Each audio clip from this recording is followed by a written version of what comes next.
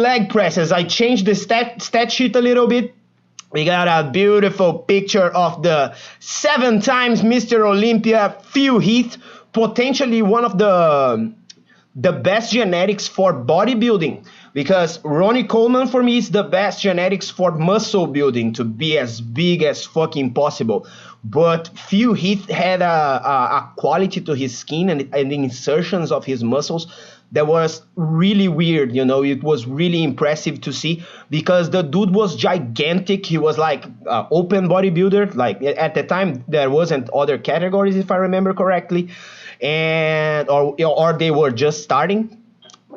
And he looked right, you know, like when open bodybuilders, they don't look right, they look like odd, they don't look like they belong in that gigantic body. And Phil Heath always gave me the impression that he belonged inside that fucking gigantic body of his. He and his arch nemesis, Kai Green, which was one of the most awesome rivalries in bodybuilding history. In my opinion, it was one of the most awesome bodybuilding rivalries in history. Yeah, the early 2010s, bro, it was fucking awesome for bodybuilding. It was fucking awesome for strongman. We had Zydrunas Zaviskas and Brian Shaw too, going head to head against each other. So it was really awesome for a guy like me that loved this kind of shit to get inspired and have content to watch, because think about it, YouTube was not as widespread as it is today. There wasn't a lot of things for you to watch when I was starting to get serious about lifting. So watching these competitions, watching the Mr. Olympia, strongman, and even watching powerlifting, which is boring as shit, it was my pastime. The videos that I put on my home gym to watch while I'm training, you know. So leg presses first. The leg press in the left upper corner, what is best for the rep ranges, the sets and rest times and reps in reserve you should be using in the leg press. The leg press is best for hypertrophy. It's extremely awesome for hypertrophy training, developing your lower body to the maximum. The leg press is one of the best movements to do that. The rep ranges that I think are the best to use the leg press is between 8 and 15 reps.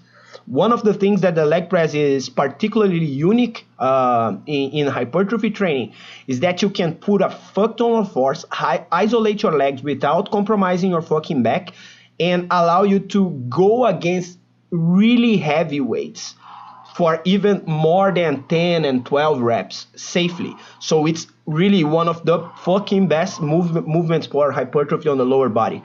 Sets, you can go from 4 to 8. And listen, when I say anything above 5, I'm talking about a training where you are really being a fucking psychotic human being to destroy and trash your fucking legs. So the only time that I want you guys to go for 6 or 7 or 8 fucking sets on the leg press is when you are really like extremely well rested, have your nutrition on point, have everything that you need to milk the gains from that workout, and potentially, if you have a couple of rest days subsequently to the fucking training that you are going to be doing with the leg presses. In that case, shove 8 fucking sets of leg presses and then do some fucking lunges or other exercises to finish off the legs. And bro, I guarantee you are not walking to your car, bro. And rest times for the leg press also, since you are not fucking putting a lot of fucking stress in your spine like in a squat, the thing that you are going to be dealing the most, the thing that you are going to wait to recover between a set and another is local muscle fatigue. And local muscle fatigue clears up way faster than central nervous system fatigue.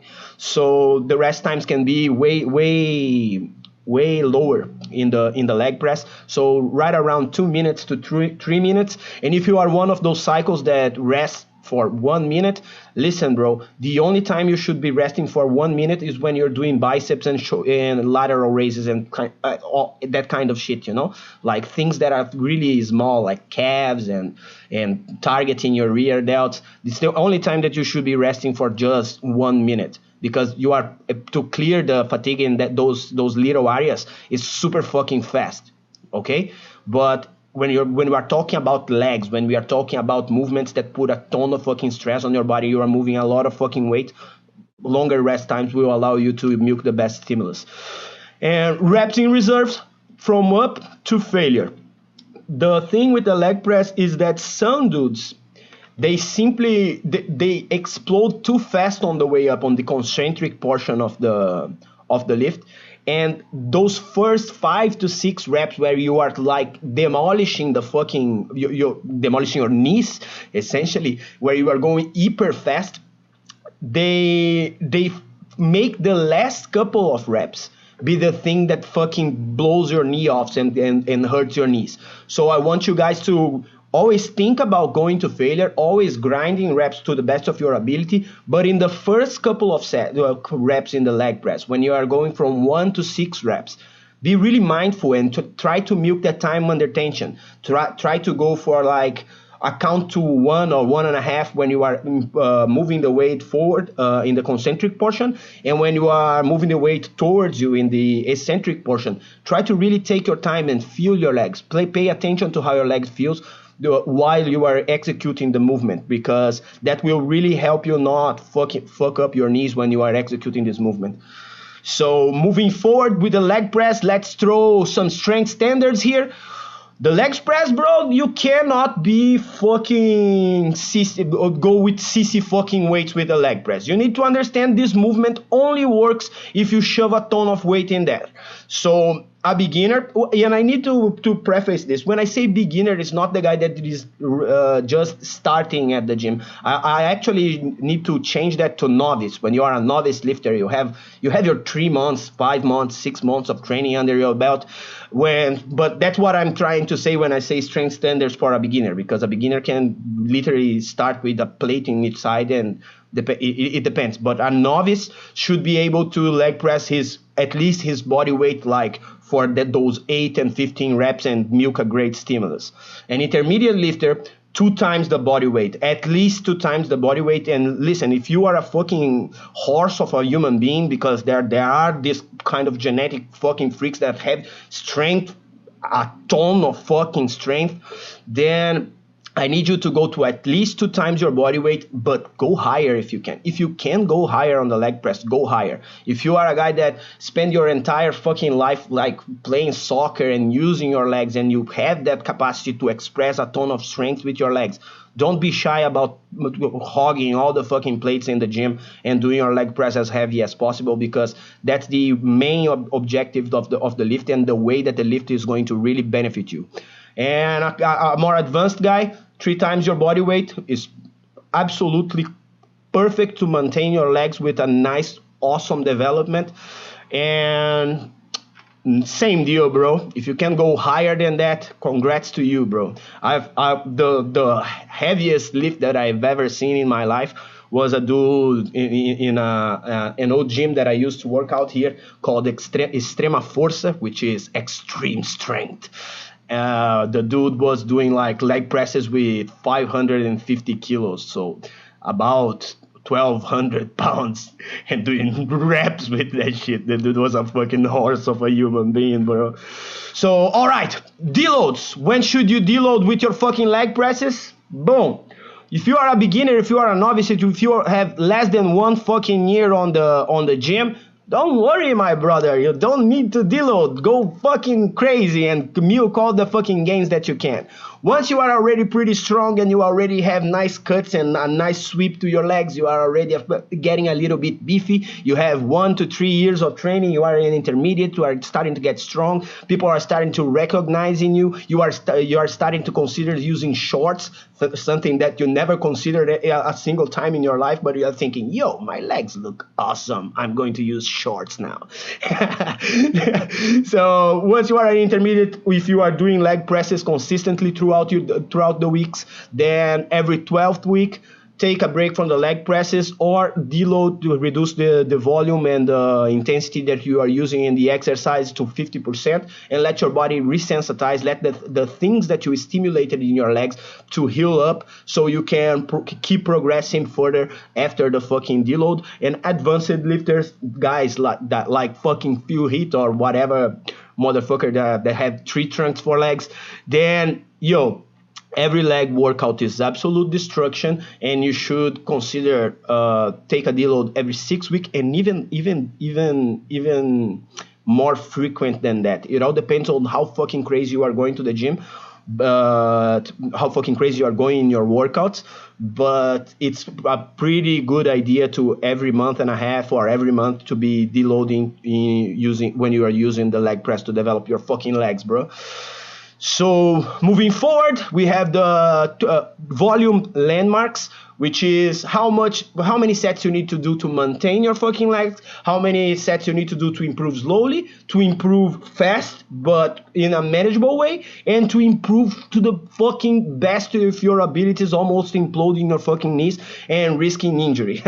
So to maintain your fucking legs at the same size that they are, it takes a fraction of what it takes to fucking develop the legs to the best, to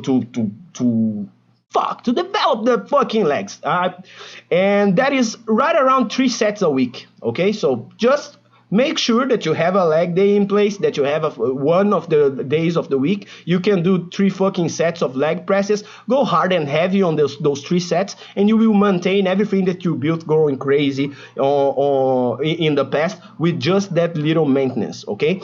And the minimum effective volume, which is MEV, it's 3 to 6 sets a week. This means one session of leg presses with 5 sets, or 2 sessions of leg presses with 3 sets each, and you will be generating progress. You will be progressing slowly, nothing to write home about. But if you have time and you don't want to get injured, you don't want to be extremely strategic about your periodization, then sticking to MEV is really a great idea. Another thing that is important to note about MEV, MAV, and MRV is that you should always have a few exercises on the back burner on MV or MEV, meaning or either not progressing at all or progressing slowly while you focus on other body parts that you really want to emphasize. Let's say you want to bring your shoulders to the next level. You cannot be trying to bring your shoulders to the next level while you bring your chest, while you bring your fucking back and legs and everything all at once. You need to manage your volume, and that's why I put the fucking volume landmarks here, so you understand how you need to go about it, shoving this exercise as a fucking the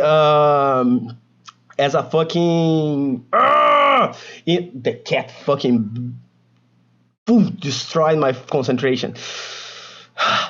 How to use the fucking exercises to accommodate which body part you want to emphasize the most. And maximum adaptable volume, which is the volume that you will be introducing to the exercise to milk a lot of fucking gains, significant fucking gains, but also in a manageable way, not to go into extreme levels of fatigue, systemic fatigue, or of taking a fucking gigantic toll in your recovery, essentially. So that's 6 to 10 sets a week of leg presses. So 2 sessions of 5 sets, or 2 sessions of 3. That doesn't sound right. I should have put 8 to 10. So moving forward, MRV is right around, which is the maximum amount of fucking volume you can introduce in a week with this exercise to milk the most awesome fucking possible gains, but also trashing your recoverability in other domains of hypertrophy, in other muscle groups. That's right around 12 sets to 15 sets of leg presses. That's 3 sets of leg presses every fucking day, or 5 sets of leg presses 3 times a week. So imagine that. You need to be pretty much completely obsessed with developing your legs if you are really trying to do this kind of shit. But yo, I know some dudes that had such chicken legs, that they needed to do this kind of stuff because they were starting to get too fucking bulky on the top, and their legs were like 2 fucking twigs, and yo, that looked pretty stupid. Let me take a look on fucking the chat here. Yo, Mark, how you doing, bro?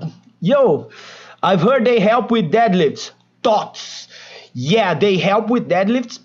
You need to be shoving the fucking shove your foot placement up when you are, because that will force you to emphasize the glutes and hamstrings when you are doing the leg press. And the thing is pretty, how can I say this? It's pretty intuitive, because when you are doing a deadlift, your upper body is only stabilizing the fucking the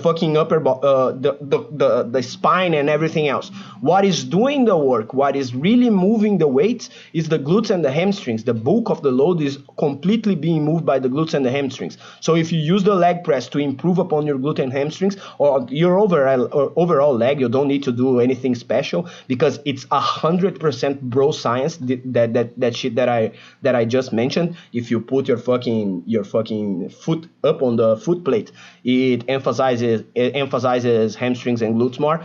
It's bro science, but listen, I did that. I went to a fucking leg press and I placed my feet a little bit higher, and I felt my fucking hamstrings and glutes better. So yeah, the studies, the doctors with the lab coats didn't manage to understand why, and to put electrodes on the fucking butts of people to understand, to measure how much it stimulates more. But I felt that, and I like when I feel my fucking muscles working. So yeah, that's the way that the leg press is going to improve upon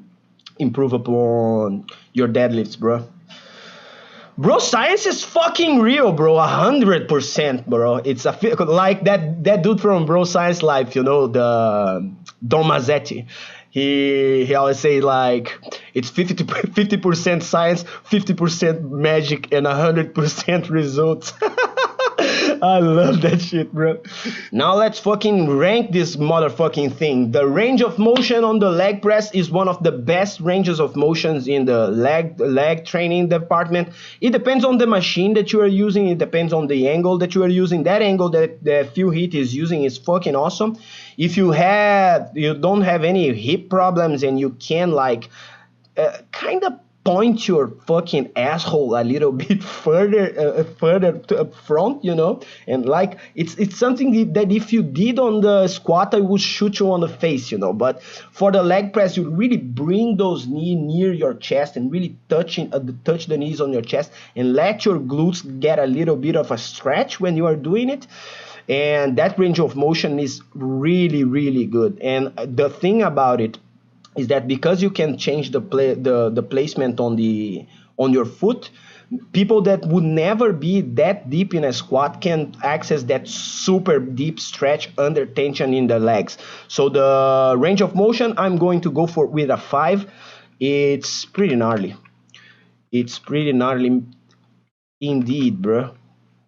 The range of motions of the leg press. And I was planning on covering 4 exercises, but I'm already thinking that I'm not going to have enough gas to do that. That fucking sucks. But let's see. Time efficiency. Oh, I put it 6. Fuck. Well, time efficiency will have at least 1. Okay, so 5 for range of motion. Time efficiency.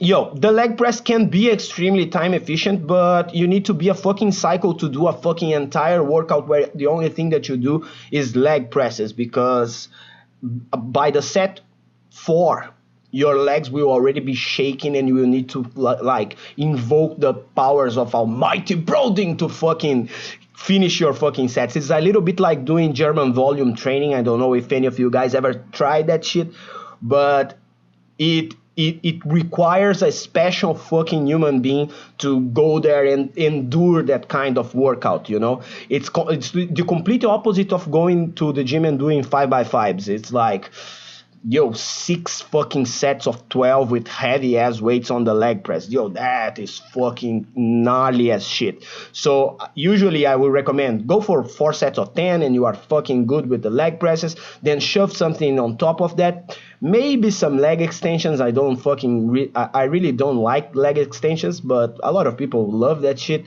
So throw some leg extensions on top of it, some lunges. Make a little bit of a broader exercise selection. And for that reason, I would say that the time efficiency is a fucking 4. It's not as foundational as I would like. When are you going to have t-shirts and hats? Dude, pretty fucking soon. As soon as I fucking get the fucking monetization on YouTube and I get my fucking business in order, I'm in that front. Yo, thanks to everybody that donated money for me to be able to be doing this shit. I'm also working like a crazy person on my 9 to 5 to reestablish some contracts and get back to a solid financial status. And once I hit that mark, then I'm going to be producing some t-shirts and other shit. Yeah, I have a friend that is a leathersmith, and I'm thinking of making figure eight straps, you know, and in leather and carve with fire, you know, with iron, like stay on the iron path on it. I thought that would be really awesome. At least for me, I'm going to make one, and if people are interested, I'm going to sell that shit. Yeah. So moving forward, the leg press for sarcoplasmic hypertrophy, and right on the right corner, next to the fucking balls where I put the points, I put a little instruction on how do you train for each modality for each muscle quality. So for sarcoplasmic hypertrophy, you will be usually working with 12 to plus reps, and from anywhere to 30% to 70% of your 1 rep max. And this is something that a lot of people don't understand yet. With 30% of your 1 rep max, you can go to 35 reps, and that will yield great results. You will be using way less weight, but that will yield great results, depending on the exercise and if the exercise allows for it. So the higher the score on sarcoplasmic hypertrophy here, the most reps you can go, and you will have better stimulus going, like for lighter weights, for higher reps. So for the leg press, I think the point where it starts to become silly to go higher on reps in the leg press is right around 15 to 20 reps, and that's already a gnarly fucking stimulus, a gnarly metabolic stimulus to your legs. And the leg press is one of the best exercises to do that without risking your fucking back, without risking destroying yourself in the middle of the movement. So I really like leg presses for high reps. So I'm going to shove a fucking 5 for sarcoplasmic hypertrophy, and this is a staple fucking movement for hypertrophy.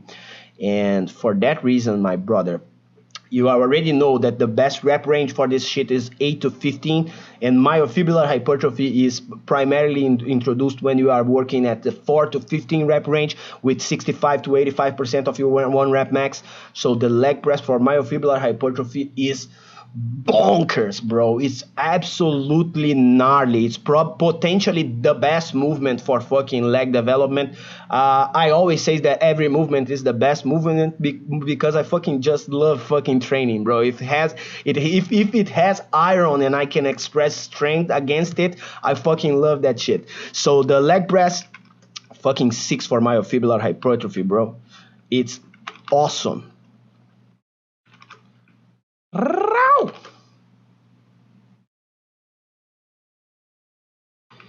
Yeah, put a Brazilian flag, bro. Nice.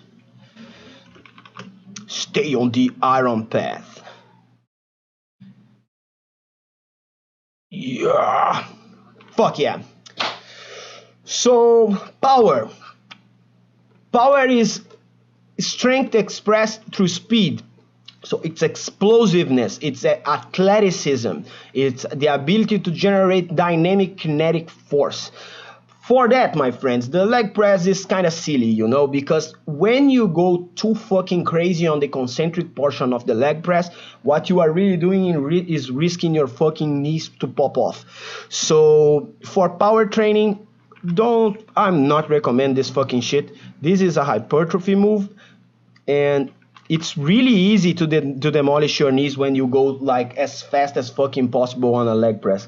So don't do that. Don't fucking do that at all. A fucking 2, I imagine that is application because the movement is so complete, the range of motion is so good, and the amount of force that you can use is so great that there might be some application for that in the fringes. That's the only reason that I put a 2 on power.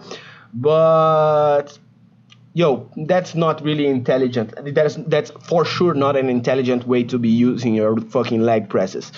And lastly, for strength, which is building upon the maximum absolute strength, absolute static strength that you can. And for that, the leg press is not really that fucking great. It is a good option as an accessory in a strength program. Let's say in a exercise rotation, you are trying to fight the law of biological accommodation, and you are trying to make your body not know which stimulus you are trying to introduce next. So for that is a great fucking movement. Let's say you did a period where you were doing fucking heavy squats for a long time, and now you need to switch things up so your body don't stagnate and the law of biological accommodation doesn't bite you in the butt. Then it's a great movement to be introduced as in your rotation of primary movements for developing your legs. And in that case, bro, that makes the fucking leg press pretty interesting for a strength program. A well-designed and thought out strength program with decent periodization, wave loading, and all that good shit.